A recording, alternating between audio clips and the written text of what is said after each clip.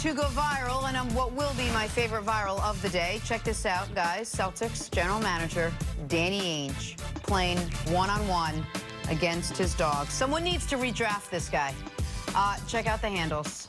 At a young age 60 from Danny Ainge. That's actually pretty good. A lot of guys can't get down that far.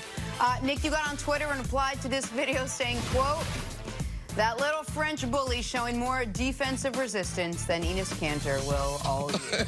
No, that ain't right, man. Listen, why are you messing with Kanter? I can't. This was just a perfect storm. It allowed me to take a little shot at my buddy Enes Kanter, and I can say my buddy now. He and I had a nice little conversation in the DMs yesterday. That'll stay private, but we've come to an understanding. All right. And it allowed me to tweet out a video of Jenna's childhood crush, one Daniel R. Ainge. That's the guy I fell in love with. At that age. See, you guys make fun of me. 30 years. He's an Adonis. 70 pounds ago. He's an Adonis. I mean, look at him. By the way, I also tweeted last night. I don't tweet a ton. I tweeted at Danny Ainge. I know it's been about 2 years, but perhaps you could see it within your free time to maybe, I don't know, tweet or follow back. Nothing? He is a married grandfather. I'm not hitting on the man. I just really You've been hitting on him for 35 years. Well, it depends. Semantics. You should maybe let this one go. Look at us. Come on. Well, yeah. Look how cute that is. Jenna loves her some mediocre white dudes. Stop it. That's why I love you so much, Nick. That's a description of love. Time for stories to start your morning. Yesterday... No, I did love seeing this. Kevin Durant hopped on the gram, posted a couple of pictures of his rehab from his torn Achilles. Check him out. Shooting some hoops in the pool. All right, Chris, what's going to be the hardest part of KD's recovery? That's what I'm talking about right there. This is exciting for me because I believe this is the biggest challenge of his career. I believe he is going to respond to it. You can see with some of the movement that they're doing. That's why I've been consistent with this. The cutting-edge medicine and the recovery aspect, it's totally different than what guys went through a number of years ago. Kevin Durant will be back.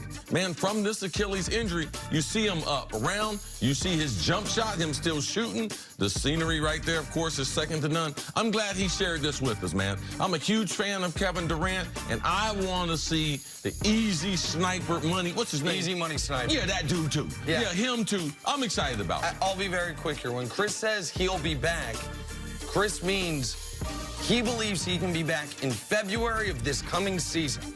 That played the 8 months from injury, that's a realistic, not a guarantee or anything, but that is a realistic timetable to see Kevin Durant this year, which for the Nets would shake up the Eastern Conference playoff picture enormously. I wonder where in Brooklyn that was. That is beautiful. I don't think it was in Brooklyn. Yesterday, Tobias Harris said that the Sixers are for sure at the top of the Eastern Conference. However, he may be a little bit biased considering the fact that the Sixers gave him $180 million this offseason.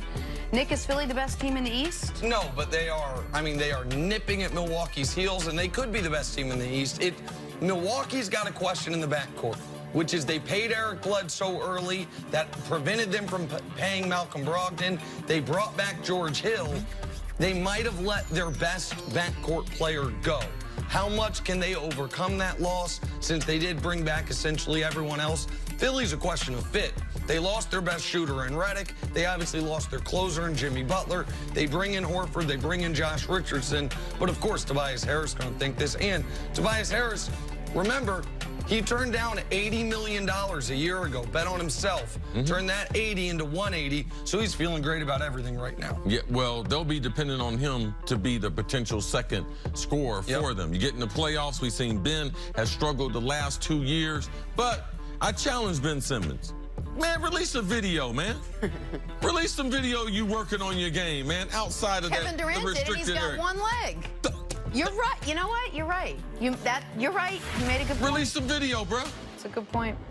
All right, on to the NFL. The AFC West is loaded with elite quarterbacks. You got Patrick Mahomes. You got Phillip Rivers. You got Derek Carr. Well, Joe Flacco is in Denver trying to get back to that list. Says he's got a lot left in the tank.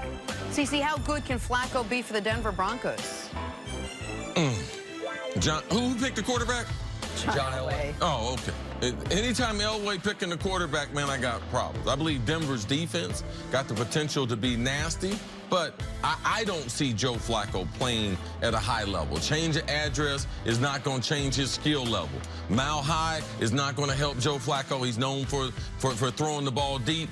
They don't have the receiving core to match his skill level. And Flacco is one of those quarterbacks that has not transitioned from being a pitcher to being I can throw short, I can throw sideways. He just has not transitioned in his career. I understand the best moment of Joe Flacco's career arguably came against the Denver Broncos, I think it was at Mile High, the Jacoby Jones touchdown, or not the Jacoby Jones touchdown, but the touchdown against the Broncos. I think it was Raheem Moore, the safety, who misplayed the ball on their Super Bowl run. Yes, but the Mile High miracle. Yeah, absolutely. But listen, that Joe Flacco does not exist anymore. I don't know if it ever existed outside of that playoff run. All the numbers say since that season, he's been the worst everyday starter in football. That's not going to change in Denver. All right, They should stay with your guy, Case. Yeah, see? I knew that sentence would eventually be uttered. Last season, then Browns head coach Hugh Jackson was fired after starting the season with just 2 wins in their first 8 games. After Hugh was fired, the team won 5 games, and Baker Mayfield took off. Well, yesterday, Hugh was on the herd and was asked if Baker's recent comments bother him. Here's what he had to say. It doesn't bother me personally because, I mean, again, I've been in the National Football League for a long time, and I've seen a lot of different ways that people have handled things. He has to do what he feels he needed to do, you know, and so that's how he's handled it. Again, everybody's going to handle things differently. That's how he chooses to make sure that he's ready to go, ready to play, or has his team ready to play. And again, the Browns wasn't playing Hugh Jackson. They were playing the Bengals. So at the end of the day, whatever that was for him and their football team on those particular days, it worked. They won the game. Look, CC, Baker Mayfield is a different cat. He just is than the guys we've seen coming out in the last couple of years. He's brash, he's confident, he's young, he knows he has a lot to learn, but he walks in as if he's already learned a lot of it. Are there any drawbacks to a guy whose style is that when you're going into year 2? I think when you're trying to have a long career, you can't project out there what you're going to look like when you get 30 and how things are going to sound when you were younger. So, yes, there can be negative from that. But I think that right now in life, it's really, really hard to be true to yourself. And professional sports is very, very in the NFL. Now he can be any size. With the millennials now in the NFL, he can't have any type of personality. All these new young coaches we have, you think they can't relate to him? Also, one thing we don't know. We don't know what Hugh said to Baker when he was there. We don't know actually how he was coached because Baker, I know Baker thought he should have been the starter from the beginning. So when he didn't put him in there, he put Tyrod in there. Did he hold Baker back? And immediately once Baker begins to start, the guy who wouldn't start me, he happens to be on the opposition. Oh, I'm getting ready to knife him. I can understand the personality. That's how you can play a long time in this league. I know Hugh has coached a long time, a little bit as a head coach, and none of that was successful except for drafting Baker, which wasn't his call. That was the general manager's call in Dorsey. So I got a lot of respect for Baker trying to be true to who he is and carve out his own career. Because in sports, it's the only career where you're an expert, but people are always telling you what you should be doing. And I think we do this isn't just in sports, but I'll use the sports example. I think we do a bad job assuming something that is impossible, which is we can take someone's personality, keep all the good things, and then carve away at some of the things that can be prickly. This was one of my things, whether you agree or disagree, in some of the defenses of Odell.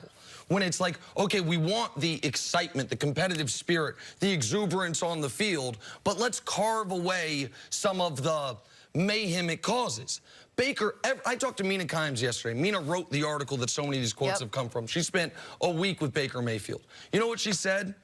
Man, his leadership is seductive.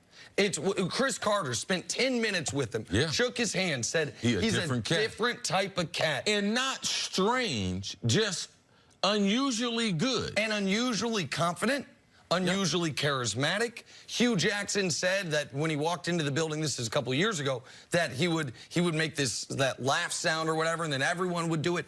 Everyone that's been around Baker has been very consistent that he has this intangible leadership quality that is unique to him.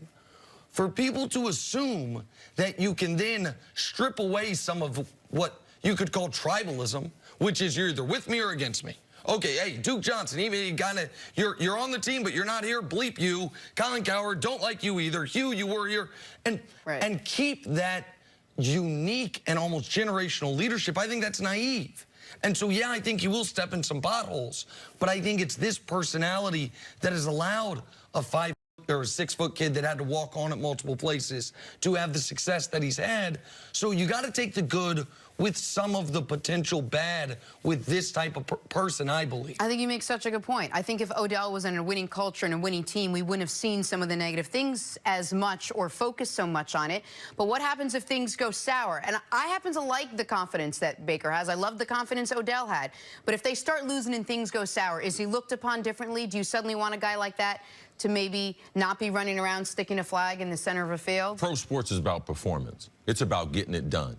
That's why they keep a scoreboard, because they want to know at the end who won and who lost. In the NFL, how we measure quarterbacks is based on winning football games. His career will be based on that. Not did he take a shot at someone who was on TV saying something about it. I just do believe this. In this day and age, we got a lot of people that say whatever they want to about athletes. I don't have no problem with the athletes, that being Kyrie, Kevin Durant, Baker Mayfield. If they want to defend what they're doing, I think that they should. I think that there's too many guys that have sat around and taken abuse and everything, internalized all that. If you feel a certain way, if you want to call somebody's TV show, radio show, I believe that you should be able to do that. If people got enough guts to be able to open up their mouth to say something, then people should have enough guts to be able to defend it, and that's what they're doing. And I just think this applies across past sports. Like this show, someone said to you, Jenna, hey, we love the goofy joke moments that make everyone laugh, but the ones that don't hit, cut those out. You couldn't. Because you get one with the other. Like at times, I get way too bogged down in the numbers. Like, right, don't do well, so I just leave it alone. He already knows. You think some of my jokes